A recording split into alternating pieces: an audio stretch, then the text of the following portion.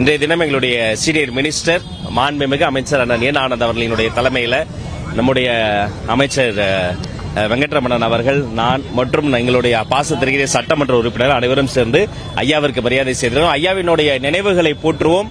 அவர் காட்டிய வழியில் தமிழுணர்வோடு பயணிக்க வேண்டும் என்பதை இந்த நேரத்தில் நான் சுட்டிக்காட்டுகிறேன். சார், உலகத்தமிழ் மாநாடு நீங்க நடத்துவீங்களா? ஏன்னா ரொம்ப நாள் ஆச்சு. அண்ணா அதுக்கப்புறம் எம்ஜிஆர் நடத்தினாங்க, ஜெயலலிதா நடத்தினாங்க, அதுக்கப்புறம் உலகத்தமிழ் மாநாடு நடத்தினாங்க. அப்போ இந்த தாவேக அரசு இப்ப நீங்க ஏன்னா இந்த நேரத்தில் கேட்கிற காரணம்னா தமிழ் மாநாட்டுக்காக பெயர் எடுத்து வருவார். இப்போ இந்த நீங்க உலகத்தமிழ் மாநாடு தாவேக அரசு நடத்துமா? எப்ப நடத்தும்? எப்படி உங்களுக்கு மட்டும் உளவு தகவல்லாம் கிடைக்குதா எனக்கு தெரியல. தமிழனுக்கு என்று ஒரு நாடு இல்லை, ஆனா தமிழர்கள் இல்லாத நாடே இல்லை. 196 நாடுகளில் தமிழர்கள் வாழ்கிறார்கள் இல்லையா? இப்ப அண்ணா எல்லாம் தமிழ் தொண்டு, தமிழ் காதலர், எவ்வளவோ தமிழ் சேவைகள் செய்யறோம். உலகமெல்லாம் இருக்கு. தெருவெல்லாம் தேமோதர தமிழோசை ஓங்கி ஒலிக்கிறது என்பது உண்மைதான். ஆனா அவர்களை ஒருமைக்குள்ளார ஒன்றுபட்டு ஒரு குடையின் கீழார ஒரு மகாநாடு நடத்தி வெகு நாட்கள் ஆகிவிட்டது. தமிழன்னை காத்திருக்கிறார். அது மிக சிறப்பாக நடத்துவதற்காக மாண்புமிகு முதலமைச்சர் அவர்களோடு கலந்து ஆலோசித்து வெகு விரைவில் நல்ல அறிவிப்பு வர இருக்கிறது. அதற்கான ஆயுத்த பணிகள் தொடங்கிவிட்டது. அதற்கான பயணத்திற்கான அந்த முதல் அடி, உலக பயணத்தை வீட்டில் இருந்ததான முதல் அடி எடுத்து வச்சு தொடங்கணும். அந்த பயணத்திற்கான முதல் அடி அடுத்த வாரத்தில் நான் தொடங்கி வைக்க போறேன். எல்லா விஷயத்திலும் நீங்க சப்போர்ட் பண்ண மாதிரி இந்த தமிழ் தொண்டிலும் உங்களுடைய அன்பையும் ஆதரவையும் நான் கூறுகிறேன். விரைவில் நல்ல அறிவிப்பு காத்திருக்கிறேன். கீழே தையம் மலேசியா பக்கம் தான் போகணுமா? இந்த பக்கம் மேலை நாட்டில் போய் இந்த ஏழை நாட்டு சார்பாக ஒரு மாநாடு நடத்தக்கூடாதா? பொறுத்திருந்து பாருங்கள். முதலமைச்சர்கிட்ட பேசி அதிகாரிகள்கிட்ட போய் அதை ஆய்வு செய்து அப்புறம் தான் அறிவிக்கிறோம். முறைப்படி அறிவிப்போம்.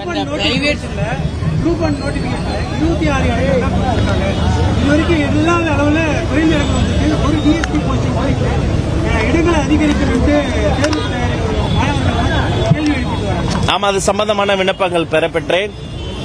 எந்தெந்த இடங்கள்ல தகுதி மற்றும் திறமை சார்ந்து நிரப்பப்படணுமோ அது வேகமாக நிரப்புவதா நம்முடைய இலக்கு.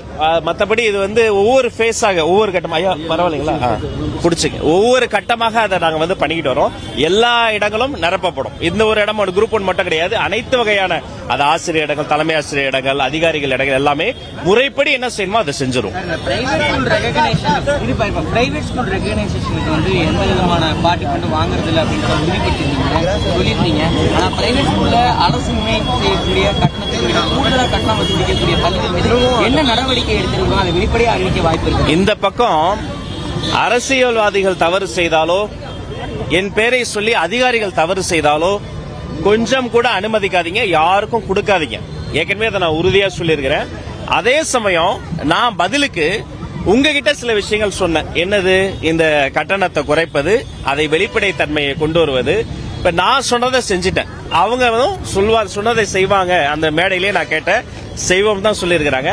ஒரே நாள்ல செய்ய முடியாது, ஆனா ஒவ்வொரு நாளா ஒவ்வொரு விஷயமாக செய்ய வேண்டும் என்பதை இதன் மூலமாக நான் மீண்டும் வலியுறுத்தி கேட்டுக்கொள்கிறேன். சண்முகம் ஐயா, முரசொலி பத்திரிகையில மூத்த கம்யூனிஸ்ட் தோழர் பே. சண்முகம் ஐயா குறித்து பேசி எழுதப்பட்டிருப்பது ஏற்றுக்கொள்ளவே முடியாது. அநாகரிகத்தினுடைய உச்சம். யார் பே. சண்முகம் ஐயா? தனது வாழ்வையும் தன்னுடைய வசதிகளையும் ஏழை எளிய மக்களுக்காக அர்ப்பணித்த ஒரு மாமனிதர். காவிரி கரையோரம் பிறந்து அந்த சிவப்பு துண்டை தோளில் ஏந்தி அவர் களமாடியதும் அவர் போராடியதும் ஒரு புத்தகத்தில் அடக்க முடியாது. ஒரு ஆயுள் அவர் பண்ணதெல்லாம் ஒரு ஆயுள் ஒரு மனிதன் பண்ண முடியாது. அப்படிப்பட்ட மாமனிதரை பத்தி விமர்சனம் யார் வேணா செய்யலாம், அரசியல் முரண்பாடு இருக்கலாம். ஆனா என்னென்ன எழுதி வச்சிருக்கிறாங்க? டானிக் குடித்து வளர்ந்தவர், இது அவங்கள மாதிரி டாஸ்மாக் டானிக் குடித்த வளர்த்தவர். அவரு எவ்வளவு மோசமா விமர்சிப்பீங்க? அப்ப அரசியல் என்பது நாகரிகத்தினுடைய எல்லையில் நிக்க வேண்டும். முத்தமிழறிஞர் கலைஞர் உயிரோடு இருந்தால் இதை கடுமையா கண்டிச்சிருப்பாரு. எவ்வளவு மோசம். அப்ப நாகரிக அரசியலை நோக்கி திரும்பணும். சி.வி. சண்முகமும் பே. சண்முகமும் ஒன்று என முரசொலி எழுதுகிறது என்று சொன்னால் எத்தனை பெரிய வன்மம். அப்ப சி.வி. சண்முகம் ஐயா அவருடைய அரசியல்ல அண்ணா திராவிட கட்சியில அவர் ஒரு களமாடி வராரு. அவரை ஏசுவதற்கு சிறுமைப்படுத்த பயன்படுத்துறீங்கன்னா அப்ப சி.வி. சண்முகம் ஐயா குறித்து உங்க மதிப்பீடு என்ன? அவரையும் பே. சண்முகம் ஐயா ஒப்புமை சொல்றாங்கன்னா பே. சண்முகம் ஐயா குறித்து உங்களுடைய மதிப்பீடு என்ன? தமிழக வெற்றி கழகம் சார்பில் இதை நான் கடுமையாக கண்டிக்கிறேன். சிவப்பு துண்டு இதை போல சிறுமை செய்தால் இரட்டை போரை அணை பார்த்துக்கொண்டு சும்மா இருக்காது. அனைவரும் நாகரிகத்தின் எல்லையை கருதி அதோடு நிற்க வேண்டியது கடமை. படிக்கிறபடியா இருந்தது, அது வேதனையாக இருக்கிறது. அது ஒரு மூத்த கம்யூனிஸ்ட் தோழரை 1, 2, 3 சிந்துபாத் கதைகள் மாதிரி போட்டு வன்மத்தை கக்குவதற்கு ஒரு சீரீஸா இது வந்து ஏற்புடையதே கிடையாது. ஆமா, சண்முகம் அந்த ராட்சாத்தி படுகொலைக்கு மூல காரணமாக அந்த காலத்துல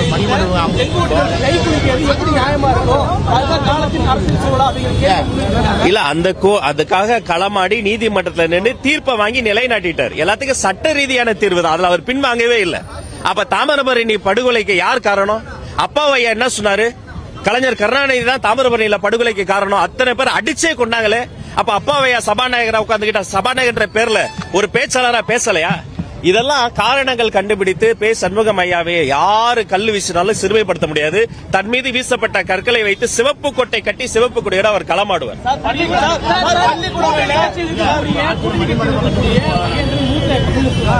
அவரும்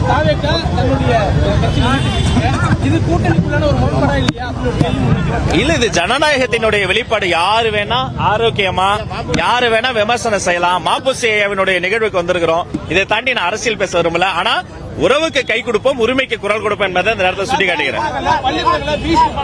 ரொம்ப நேரமா கேட்கிறேன்.